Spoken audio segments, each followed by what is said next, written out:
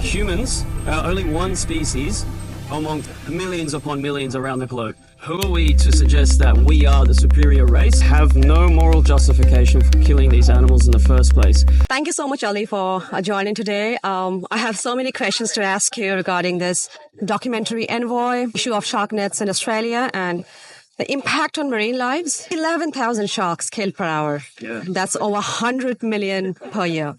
So what's the reality of the shark nets and how we end up in mass slaughtering? Yeah.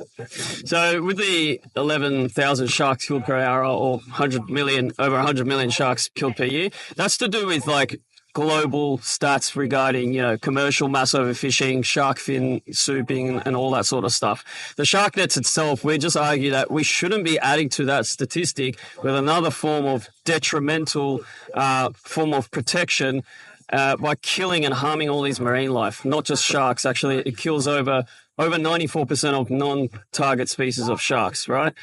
In the name of safety, which is completely ridiculous notion, right?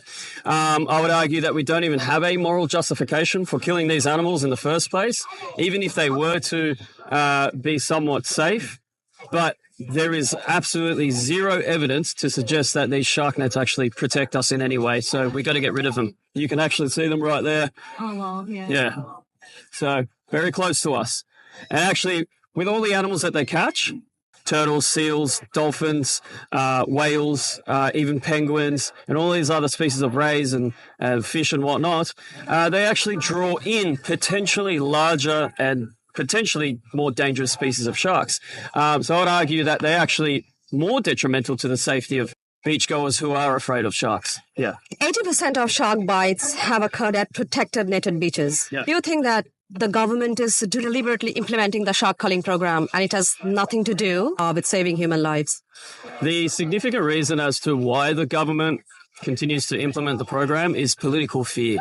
So the government's afraid that if the nets are out, they take the nets out, and there happens to be some sort of extremely rare scenario of a shark bite or a negative shark interaction, they're afraid that the people are going to blame the government and they're going to lose votes as a result. But there's actually surveys being done recently, all right, as of recent days, where people have confirmed that they wouldn't blame the government if the nets are out and there happens to be some sort of negative shark interaction anyway. So that myth has been completely dispelled and we have no reason whatsoever to take these nets out. Yeah. Do we have any scientifically proven alternatives to shark nets? Yeah. Before we actually get into the whole discussion of non-lethal alternatives which exist, we have to acknowledge that we have no moral justification for killing these animals in the first place. And any means of protection that we have for ourselves, okay, there is no 100% guarantee of keeping ourselves safe. When we enter the oceans, we have to acknowledge that this is not only their territory, but we are entering at our own risk, okay? I'm a diver and an avid ocean goer. I love the ocean, right? And I love all the animals there.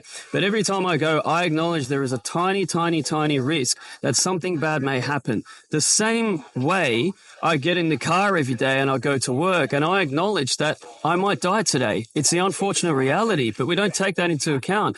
And it turns out that the chance of dying while you get in the car and drive to work is over 100,000 times more than going in the ocean and getting bitten by a shark, right? You're 3 times more likely to be struck by lightning and dying than being bitten by a shark and dying. So taking that into account and putting that aside, we have to acknowledge that there is a risk regardless.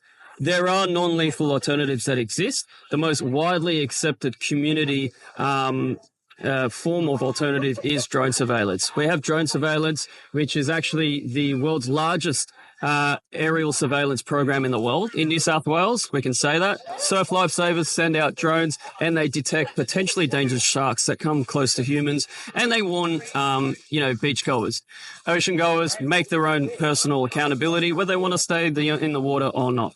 And it's as simple as that. We can take more personal accountability by having personal deterrent devices which disorient sharks when they come close to us as a result of their electrical impulses and sensitivity. Doesn't harm the animals. It's perfectly safe and proven legitimate technology. Bondi Beach, for example, arguably the most iconic beach in Australia, has around 6 million attendees per year, right? We might have one shark bite per year. What's one out of 6 million? Absolutely, and not even iota of a risk of being having an interaction with a shark, right? And any fatalities that don't occur as a result of negative shark interactions has been because of legitimate and advancements in first aid technology, right? So we have all this stuff available. How can we educate the general public in Australia to coexist with nature? That's a great question. It's actually one of the fundamental pieces of information that we need to put in our minds.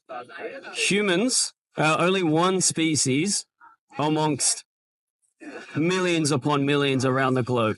Who are we to suggest that we are the superior race? Race and species.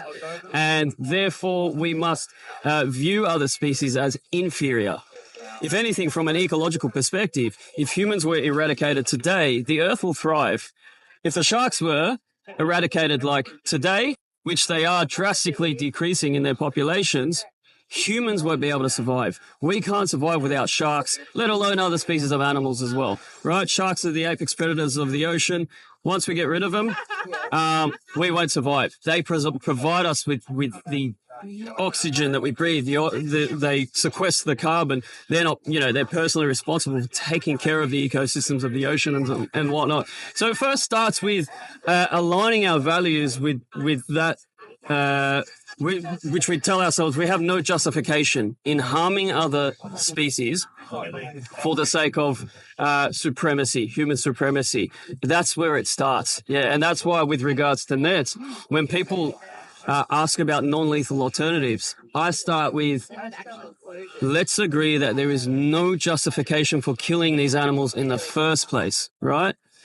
If I were to suggest that in order to feel more safe, let's go out and kill all the tigers in the Bengal rainforest, just so I can feel a little bit safer, it's just a ridiculous logic to have. If you were to apply the same piece of logic and say, for me to be safer on the roads, let's go out and kill all the humans so I can be safer when I drive. It's ridiculous logic to have, and it's a supremacist mindset, and that's where the core value begins. Yeah. What's about this documentary Envoy, which is I think streaming on Netflix? On Amazon Prime. Yeah. Envoy Foundation is our foundation based on all conservation values, right? To do with the ocean and rainforest and everything, all conservation, global based. Specifically, the documentary Envoy Shark Cull is predicated upon educating the public on the marine cull programs on the eastern coast of Australia, right?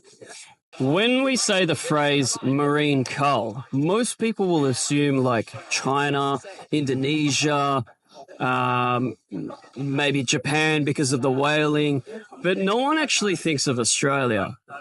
If you were to tell them that Eastern Australia, is responsible for the longest running marine cull program in the world, 87 years and running in New South Wales, it is ridiculous. It's absolutely ridiculous. And so we have to dispel this myth that the nets are protecting us in any way. Back when we instated this program to protect ourselves was in 1937. We had little to no knowledge about sharks, shark awareness or anything.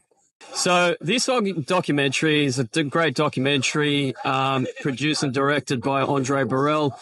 It seeks to educate people on what this culling program is and what it actually seeks to do.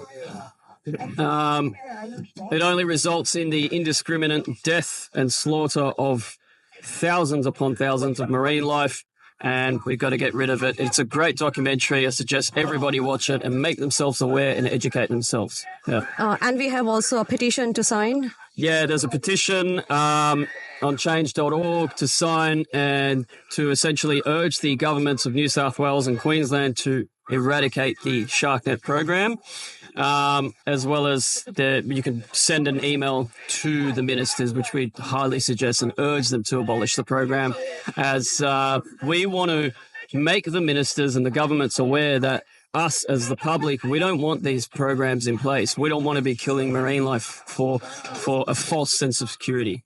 Yeah. Thank you so much, Ali. Thanks for your time. Thank you.